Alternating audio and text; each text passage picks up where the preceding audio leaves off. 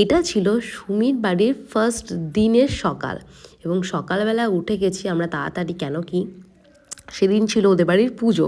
তো সেদিনকে ওরা গেছিলো হচ্ছে জল সইতে, পুরো হচ্ছে সবাই মিলে একসাথে দল বেঁধে গেছি আমরা জল সইতে। মানে এখানে হচ্ছে ওদের ঘর চেঞ্জের একটা ব্যাপার থাকে সেটা।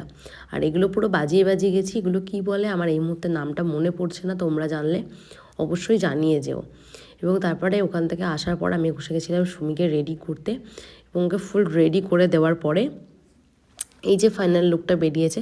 তোমরা অবশ্যই জানিও কেমন লাগলো এই লুকটা। অনেক কমপ্লিমেন্ট পেয়ে গেছি, ওর বাড়ির লোক থেকে শুরু করে সবাই বলেছে যে ওকে ভীষণ মিষ্টি আর ভীষণই সুন্দর লাগছিল। তোমাদের কেমন লাগলো সেটা কিন্তু জানাতে একদমই ভুলো না। এবং তারপরে সন্ধ্যাবেলা এখানে কিন্তু একে একে দল ঢুকছিল, এবং দল ঢোকার পরে ওরা হচ্ছে এখানে না মানে নাচছিল এবং মাতাম দিচ্ছিল আর কি। এবং তারপরে আমার যদি কোনো ভুল ত্রুটি হয় অবশ্যই ক্ষমা করো, কারণ কি আমি এতটা কিছু জানি না এই হরিচাঁদ এবং গৌরচাঁদ ঠাকুরের বিষয়ে। তো যেটুকু আমি মানে দেখেছি ফার্স্ট টাইম, আমি সেটুকুই তোমাদের সাথে শেয়ার করছি।